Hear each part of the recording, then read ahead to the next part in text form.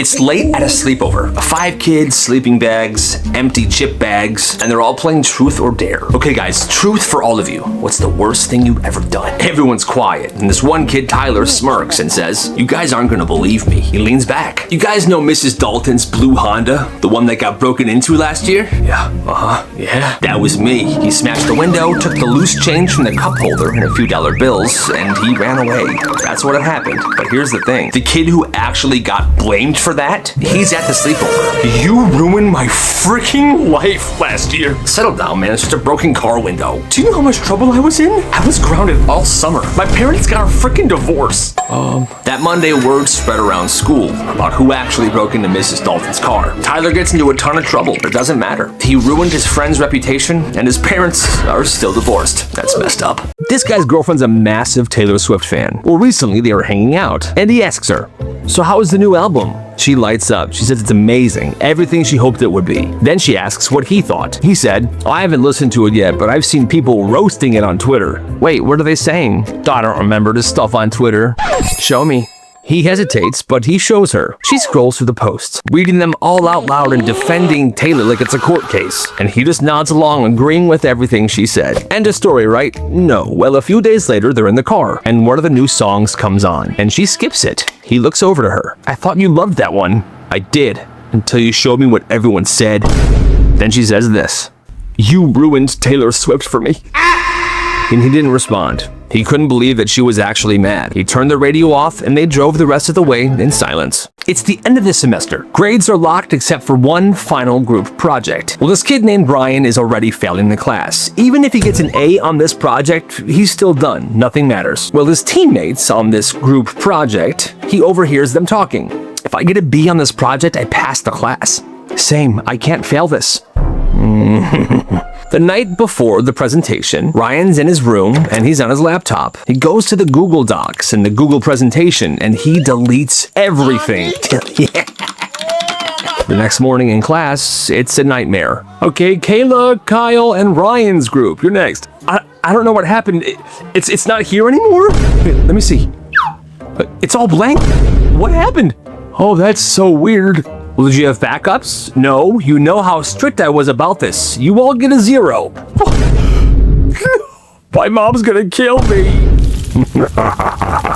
The group mates and the teacher later found out what happened, and Ryan was suspended and he failed. And the other two were able to redo the project and pass. So there's that. It's Friday night and 6 kids are at a sleepover. Everyone tosses some money in for pizza. Okay, so altogether we have $35. That should be plenty, right? "Yeah, I'll order it, don't worry." So he grabs the phone, goes to the other room, and he makes a call. 40 minutes later, the delivery driver shows up with a sad-looking medium cheese pizza.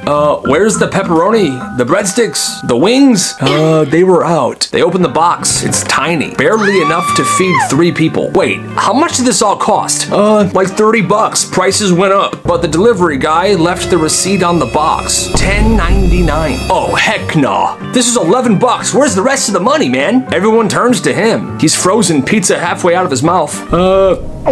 "I'll go grab it." He runs upstairs, comes back with crumpled money, and hands it over like nothing happened. They told him that he had to go home, and the kid whose house the sleepover was at had his mom drive them to get some real food. Bro, that kid is shady. "Tyler, please report to the principal's office." What the heck? He was just walking the halls when he heard that, so he goes to the office. "We have reason to believe that you've been putting refried beans in people's hair." "Excuse me? Are you playing dumb, huh?" No. So apparently, for the last 2 days, somebody had been sneaking around the hallways, flinging refried beans into people's hair. And there were 3 victims. God, disgusting. Ew. What the heck? Oh, what? "We have witnesses, Tyler. You're getting a 5-day suspension. This is absolutely ridiculous." "Save it, Pipsqueak." He was in absolute shock. Like, what is this? Well, he gets sent home right then and there. His parents had to come pick him up. But here's the thing. Later that day, while Tyler was actually at home, it happened again. And this time, somebody snitched. It was actually this kid named Owen. He was the school, class clown type. A janitor saw him walking around with a can of refried beans in his pocket, and he actually saw him fling the beans into somebody's hair. "It's you. Hey, Come here. Ah, crap. Owen goes to the office. He gets in trouble. Tyler was cleared and his suspension went away. But still, he never forgave the school for that. And he hasn't eaten refried beans since.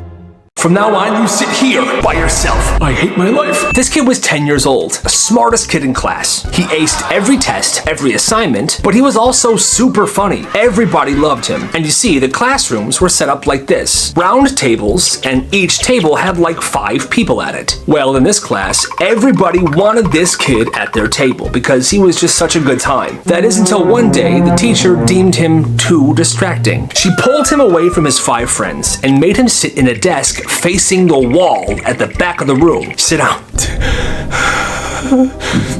And he was the only one back there. The rest of the class were sitting in their groups. Group projects, he worked alone. He wasn't allowed to talk. Week after week, he kept thinking, surely I'll be moved back to my table soon. But the teacher never let him. And slowly, he could feel the gap building. His friends got closer with each other and farther from him. That desk in the corner became his life. For 10 months. A punishment that was supposed to last a week lasted for 10 months. And that is not fair. This kid swore it happened. I swear it happened.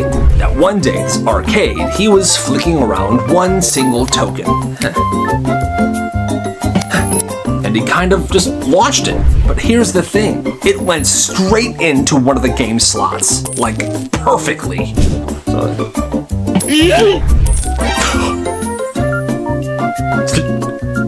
Who saw that? Did you guys see that? But nobody saw it. He told people about it for years, and nobody believed him.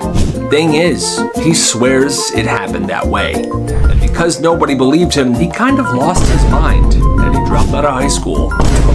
Jeez. She said she wasn't hungry, but then this happened. 3 girls were hanging out after school one day, and they wanted to pitch in to order a pizza. So I'm gonna eat some. You're gonna have some? Absolutely. How about you, Carla? No, I'm not hungry. Don't worry about me. I don't want anything. Okay, so one wasn't hungry, the 2 were, so they ordered a small pizza. In this place, their smalls are pretty small. It's just 4 slices. Well, the first girl, she eats her 2. That was fantastic. The second girl eats 1, but then goes to the bathroom. This is really good. I'm gonna go to the bathroom really fast. Well, while she's in the bathroom, the first girl is on her phone, and the girl who said she wasn't hungry ate the last slice of pizza. Well, the girl comes back from the bathroom. Where's my second slice? And she looks around. She sees crumbs and pizza sauce on that girl's face. Are you freaking kidding me right now? Oh my God, relax. It's just pizza. No, come here. She quite literally drags this girl to the front door, shoves her out of the house, and slams the door in her face. You messed up. I never want to talk to you ever again. And that really was the last thing she ever said to that girl. She was super mad. Okay. This high schooler sees a guy trip in the street. This guy's shoes fly, his coffee spills, he fully collapsed on the pavement. Well, this kid rushes over, panicked, and he's thinking to himself, oh no, I hope he's okay. But at the same time, he's also thinking, oh no, did he get hurt? So once he gets to the guy, he kneels down. He's trying to help, but instead, this is what he did. He looked the guy straight in the eyes, and he said, I hope you're hurt. Thanks. And he panics and he runs away. Talk about messing your words up, huh? Yo, this is karma. So when they were younger, these 2 best friends had this habit. They would drive around at night smashing mailboxes for fun. One drove, the other would swing the bat outside the window. Nice. One night, they spot this loose mailbox that caught their eye. And instead of hitting it, the friend got out and yanked it completely out of the ground and threw it in the middle of the street. Yo, just pulled it out. And it was a big mailbox with this long metal pole. And now it's just laying in the middle of the street. They drive off, they're laughing, they're blasting music. Then they decide to make their way back home. And they're speeding, they're going really fast. When all of a sudden the driver's like, wait, isn't this the same road that, bam, the car hits something?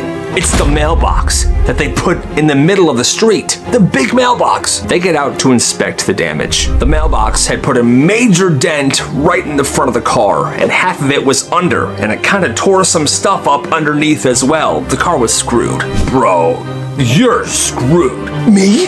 You're the one that pulled it out.